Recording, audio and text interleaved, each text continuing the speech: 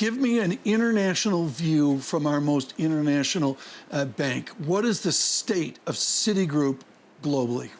State of Citigroup, Tom, is that we're coming off of a strong year and a strong close to the year. And if you look at both at a product level, at a geography level, solid performance across our consumer and institutional businesses. And as you go to Latin America, as you go to Europe, Asia, around the globe, right, strong uniform performance. The happy talk of Davos is best practices. What is the worst practice you're trying to avoid now as you look back at the heritage of '07? From a Davos perspective or from a Citi perspective? From a Citigroup perspective, what's the worst practice you're trying to avoid each and every day? Is to, we don't come to work. We can't be. No one can be everything to everybody. So the financial supermarket mentality, I think, that permeated the first part of the 2000 to 2007 era, and to come to work to do the things that we can do best. And as you say, we are the most international, certainly of the U.S., and we're in fact probably the most international of really any list of banks in the world. And as we think about the fact that today, around the things the president discussed, the trade deals and things that have gone on, our clients need us more than ever. Well, Mike, let's talk about that. You hear it from the president this morning, through the afternoon, optimism. I hear it from you, upbeat, optimism. I don't feel that walking around the halls of this particular event at the moment. There is some real pessimism there, despite the fact unemployment's at multi-decade lows, despite the fact we have the longest recovery on record. Why not? What are we missing here? Well, if we were here, and we were here a year ago, yep, there was pessimism then. If you remember the way that 2018 ended, I talked about a real fundamental disconnect between what the consumers' behaviors were saying and what the markets were saying. The markets, as we were here, were giving pretty strong signs of a forthcoming downturn. And in fact, we didn't see it. We're here a year later.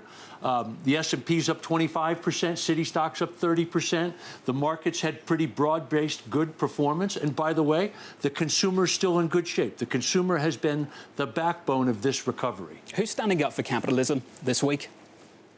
I think all the firms. Do you get that sense? I don't get that sense at the moment. I get a sense that things are changing, that the guardians of the status quo realise they can't protect it anymore and they need to change before someone changes them. Do you not get that feeling, Mike? Well, again, I think we get in this nuance between capitalism and what's responsible. And I think today what you're hearing from companies around stakeholders, right, is something I think in many cases that's been embraced for years. It just wasn't necessarily talked about. You think in today's age, as coming to work as a company, one of your stakeholders, your employees, if your employees don't feel good about who you are and what you do, you're not going to keep them. If your customers and clients don't feel good about what you do, you're not going to keep them. Michael, I want to go back to a Harvard discussion here, folks, and I've been told Corbat will walk off the set if I bring up Harvard-Yale football, which was beyond ugly this past November. I want to go back to Michael Porter 101. I'm sure you've been in many classrooms with the wonderful Michael Porter over the years, and that is too many Americans feel a barrier to entry to prosperity. They feel a barrier of entry to society. People are looking, Richard Edelman clearly sees that. People are looking to elites in our too-big-to-fail banks to assist those people to get through those barriers. How do you affect that? Well, it's a real problem. And in there, when you think of the fact that we're 11, 12 years into quantitative easing adds to that Michael, divide. come on. QE is for the elite. Ben Bernanke said we had to save the banks. We saved the banks. You were advantaged by that. Every bank was different. I get that. What do we do for the people out there that are just at Citigroup retail? They're worried about fees and that. What do we do to help them get to within society now? Well, I think all the pieces that not just Citi, but the industry's working on in terms of inclusive finance. Right, if you look at the programs we're out there, we're getting ready to launch a program probably in the springtime with Google in terms of being able to bring more people in, the digitization of banking, compression, removal of fees, frictions in people's lives. And by the way, it's the mindset and the mantra of being able to create for people best-in-life experiences. And that's not best in banking, but that's how do we create that best-in-life experience and bring more people in to have the access. And if you look at what's going on at Citi, not just in the U.S., but around the world, we're bringing people, we're bringing business, we're bringing small business, we're bringing women, we're bringing all of those things to bear in terms of inclusive finance. I'm going to ask the question that I know really winds up CEOs on Wall Street at the moment, so forgive me for doing it. $18 billion That's how much was saved by the 6 biggest banks on Wall Street for last year because of the tax cut. And people keep asking the same question. And I'm not sure the big banks on Wall Street have done a great job of telling us where the money's gone. Where's it gone? Well, one is we are a taxpayer and a significant taxpayer off of our roughly $20 billion of net income that we earned in 2019. It's gone into our infrastructure. It's gone into technology. It's gone into people. It's gone into lending. Yep. It's gone into investing. We just announced a initiative where we're going to be actually investing around clean and green technology.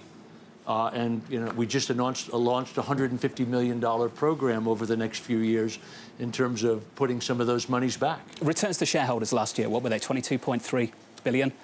I'm not sitting here opposed to buybacks. That's not my position. It's not my job to have a position. I'm just wondering how we reconcile some of the things we hear at an event like this from CEOs on Wall Street about moving away from shareholder primacy when we see record profits and monster returns to shareholders year after year. How do we reconcile those two things in the years to come? One is, I think, to hold us accountable for what we do. And in there, yes, we did return $22 billion to shareholders, but we also grew our loan portfolio at a pace faster than global GDP. And I think we did it systemically responsible. If you were to take that $22 billion and be forced to reinvest it, Tom asked the question about what you do different. You've got to be scaled to serve your market, and if you're putting all those monies back in, I would argue that it's tough to keep your responsibility in that. We welcome all of you here for the meetings of the World Economic Forum. I'm Bloomberg Radio and on Bloomberg Television. We're with Michael Corbat. He's the Chief Executive Officer of Citigroup. Within Citigroup, and you mentioned earlier technology, you just dragged in, I should say, a new head of retail.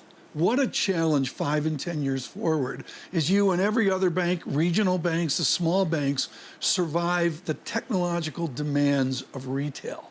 What's the Corbat strategy for retail? What are the marching orders to your new guy running retail banking? Well, we've got a new gal running retail. Excuse me. And the marching orders are to make sure that we are pushing ourselves to be offering, Tom, that best-in-life experience. It's not about being best in bank. But if you can match the ride-hailing app, the retail app, whatever it is out there, take frictions out of people's lives and reimagine what banking can be. Does friction mean job cuts? No, not at all. What are you going to do with all those bodies in traditional retail banking? One is that the pace of change is probably slower than people think, meaning that we cover a continuum of people. And we are today running an analog and a digital bank. That will change over time, but we have a large cohort of people that actually want their I want it now mentality in terms of their digital banking on their app. They want to come in our branch. They want to speak to people. And when you can provide that and segment that in the right way, it's very powerful. So it's not necessarily using less people. It's being smarter about how and where and the ways that you use people. How proud would you be to hand over the reins to Jane Fraser and be the first bank on Wall Street to break the glass ceiling? How proud would you be to do that? Well, of course, I'd be very proud. But, two things is that, one is that decision is not mine. It's the board's. My job and my responsibility is to make sure that we're preparing people. Right. And Jane has had a phenomenal career with us, and we continue that role of making sure that if and when the time comes, she's ready. And it might be in your hands, Mike. You feel good? Another 5 years? That's what we hear from Jamie Dimon all the time. It's a 5-year rolling. Well, it's sort of like Putin, isn't it? They just keep going, keep going. Mine is that I'm a believer in term limits. And I think that every horse has its course. What is the term limit? What do you think it is? Again, I think that's dictated by the environment and the strengths and skill sets of the person in the job and the applicability. And at some point, my course will have run, and then it's somebody else's turn to grab the baton and go. This day, we had President Trump speaking. You and I did a panel 2 or 3 years ago here. It was hugely invigorating about global banking and global finance.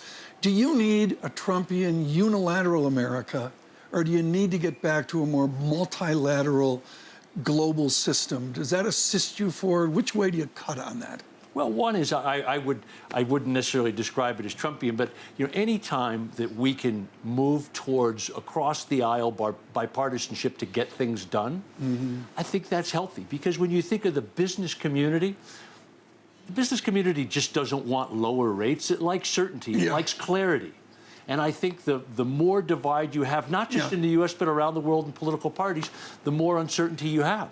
Just got an email in from New York. John, I have to apologize for the brain freeze on Ms. Fraser at Citigroup. Can I explain why that occurred, folks? Had a little bit to do with the sequence of 1 a.m. in a piano bar You're going to last get in night. trouble. You know, I got a text from Tom Keene last night at about 1 a.m. No way. I think just said Belvedere. And I woke up and I replied, one of us is in bed, I've done the reading.